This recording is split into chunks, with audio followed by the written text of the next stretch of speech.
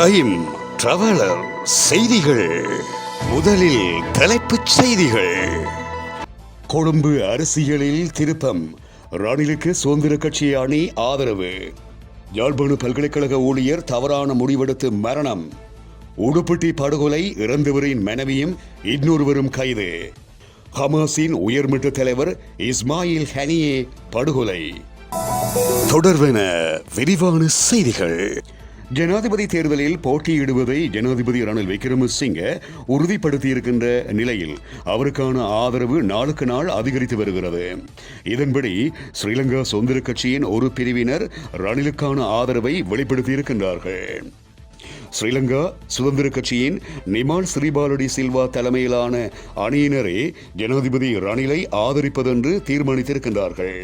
ஜனாதிபதி தேர்தல் தொடர்பில் ஆராய்வதற்காக சுதந்திர கட்சியின் நிமால் அணியினரால் மத்திய குழு கூட்டம் கூட்டப்பட்டிருந்தது.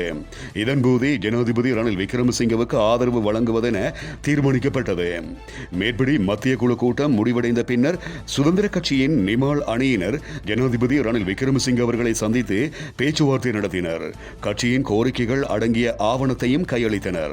அதன் பின்னர் ஜனாதிபதி தேர்தலில் ரணில் விக்ரமசிங்கவின் வெற்றிக்கு தமது தரப்பு முழு ஆதரவையும் வழங்கும் என சுதந்திர கட்சியின் நிமால் அணியினர் உறுதியளித்திருக்கின்றார்கள். எனினும் சுதந்திர கட்சியின் பொதுச் செயலாளர் தயாசிறி ஜெயசேகர தலைமையிலான அணியினர் எதிர்வரும் சனிக்கிழமையே ஜனாதிபதி தேர்தல் தொடர்பில் முடிவெடுக்க இருக்கின்றார்கள். தயாசிறி அணி சஜித் பிரேமதாச அவர்களையே ஆதரிக்கும் என தெரிய வருகிறது. சுதந்திர கட்சியின் மைத்திரி அணி விஜயதாச ராஜபக்சவுக்கு ஆதரவு தெரிவித்துள்ளமை இங்கு குறிப்பிடத்தக்கது. யாழ்ப்பாண பல்கலைக்கழக ஊழியர் ஒருவர் தவறான முடிவெடுத்து மரணமடைந்துள்ளார். யாழ்ப்பாண பல்கலைக்கழக விஞ்ஞான பீட ஆய்வுக்கூட உதவியாளராக பணியாற்றி வந்த மேற்படி நபர் கடந்த 26ஆம் நாள் தவறான முடிவெடுத்து உயிர் இழப்பதற்கு முற்பட்ட நிலையில் காப்பாற்றப்பட்டு பருத்தித்துறை ஆதார மருத்துவமனையில் சிகிச்சைக்காக சேர்க்கப்பட்டிருந்தார். இந்த நிலையில் நேற்றைய தினம் சிகிச்சையின் போது அவர் மரணமடைந்துள்ளார். பருத்தித்துறை மரண விசாரணை அதிகாரி சதானந்தம் சிவராஜா இறப்பு விசாரணைகளை மேற்கொண்டார். உடுப்பட்டி இமயானன் வடக்கு பகுதியில் சரமாரியான வெட்டு தாக்குதலால் படுகாயமடைந்த குடும்ப தலைவர் ஒருவர் அண்மையில் மரணமடைந்த நிலையில் அவருடைய மனைவியும் பிரிதொருவரும் வல்விடித்துறை போலீசாரால் பிரதான சந்தேக நபர்களாக கைது செய்யப்பட்டுள்ளனர். சம்பவம் தொடர்பில் மேலும் தெரிய வருவதாவது: கோழிகளை மொத்தமாக வாங்கி விற்பனை செய்து வந்த குறித்த குடும்ப தலைவரின் வீட்டுக்கு வழமை போல ஜூன் மாதம் 1ஆம் நாள் அதிகாலை 3 மணியளவில் வாகனம் ஒன்றில் கோழிகள் கொண்டுவரப்பட்டுள்ளன. அவற்றை இறக்கிய பின்னர் வாகனம் சென்றுவிட்டதால் வீட்டு கதவை பூட்டிவிட்டு குடும்ப தலைவர் வீட்டுக்குள் சென்றுள்ளார். இதன்போது வெளியே ஏதோ அசாதாரணமான சத்தம் கேட்டதை அடுத்து அந்த குடும்ப தலைவர் வீட்டுக்கு வெளியே சென்று பார்த்த போதே அவர் மீது சரமாரியான வாழ்வெடு தாக்குதல்கள் நடத்தப்பட்டிருந்தன. அவர் கூக்குரல் எழுப்பிய சத்தம் கேட்டு குடும்ப தலைவரின் மனைவி வெளியில் வந்து பார்த்தபோது அவரிடம் இருந்த தங்கச் சங்கிலியை தருமாறும், இல்லையேல் அசிட் வீச்சு தாக்குதலை நடத்துவோம் என்று மிரட்டி 3.5 பவுன் சங்கிலி கொள்ளையிடப்பட்டிருப்பதாக போலீசில் முறைப்பாடு செய்யப்பட்டிருந்தது. இதனையடுத்து அந்த கொள்ளையர்கள் மோட்டார் சைக்கிளில் தப்பிச் சென்றதாகவும் தெரிவிக்கப்பட்டிருந்தது. உயிருக்கு ஆபத்தான நிலையில் சிகிச்சை பெற்று வந்த அந்த நபர் சிகிச்சையின் போது அண்மையில் மரணமடைந்தார். இதனையடுத்து போலீசார் மேற்கொண்ட விசாரணையிலேயே இறந்தவரின் மனைவியும் பிரிதொருவரும் கைது செய்யப்பட்டுள்ளனர். உண்மையில் நகைகள் கொள்ளையிடப்படவில்லை என்றும் நகையை கொள்ளையிடுவதற்காக இந்த கொலை நிகழ்த்தப்பட்டதை போன்று காண்பிப்பதற்கான பிரதான சந்தேக நபர்கள் முயன்றிருக்கின்றார்கள் என்பதும் போலீசாரின் முதற்கட்ட விசாரணைகளில் தெரிய வந்திருக்கிறது. மேலதிக விசாரணைகள் முன்னெடுக்கப்பட்டிருக்கின்றன.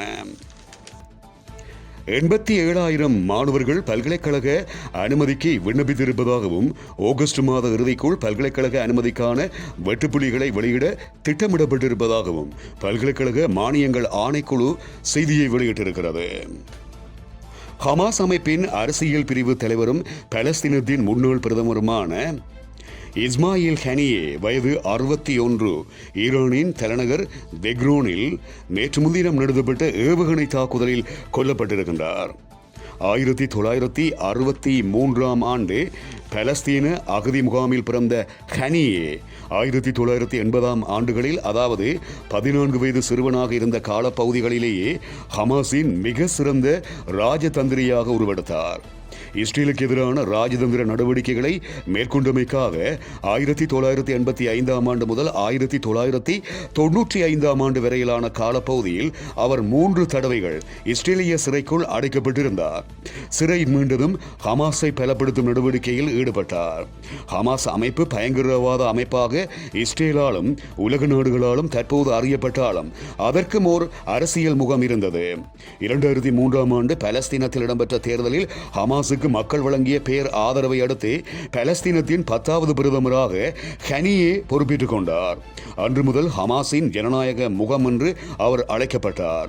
2001 ஆண்டு ஹமாஸின் பெருந்தலைவர்களில் ஒருவராக ஹனியே மாற்றம் பெற்றதை அடுத்து அவரை கொல்வதற்கு இஸ்ரேல் பல்வேறு முயற்சிகளை மேற்கொண்டது. சுமார் 15 தடவைகளுக்கும் அதிகமாக இஸ்ரேலின் மொசாட் உளவு பிரிவு ஹனியையே இலக்கு வைத்தது என்கின்றது ஹமாஸின் தகவல். இஸ்ரேலின் அதீதமான ஆக்கிரமிப்பை அடுத்து மேற்கு கரை காசா 2015 ஆண்டு இஸ்ரேலுக்கு எதிராக அரசியல் கொள்கையை தீவிரமான இராணுவ கொள்கையாக ஹனியே மாற்றிக்கொண்டார். இதன் பின்னர் அவர் கட்டாருக்கு சென்று அங்கு ரகசியமாக வாழ்ந்து வந்தார். கடந்த வருடம் அக்டோபர் மாதம் 7ஆம் நாள் இஸ்ரேலுக்கு எதிரான ஹமாஸின் தாக்குதல்களை திட்டமிட்ட வெகு சில தலைவர்களில் கனியையும் ஒருவர் என்பதே இஸ்ரேலின் குற்றச்சாட்டாக அமைந்தது. கடந்த 10 மாதங்களாக காசாவில் இஸ்ரேல் மேற்கொள்ளும் தாக்குதல்களுக்கு எதிராக கனியே மிக தீவிரமாக செயற்பட்டார். இஸ்ரேலுக்கு எதிரான வெளிநாட்டு சக்திகளை ஒருங்கிணைக்கும் வகையில் அவர் செயற்பட்டார். இவ்வாறானது ஒரு பின்னணியிலேயே ஈரானின் தலைநகர் தெஹ்ரானில் அவர் தங்கியிருந்த கட்டடத்தில் நடத்தப்பட்ட வான் தாக்குதலில் கனியே கொல்லப்பட்டிருக்கின்றார் என்றும் செய்திகள் தெரிவிக்கின்றன. இத்துடன் டைம் டிராவலர் செய்திகள் நிறைவடைகின்றன.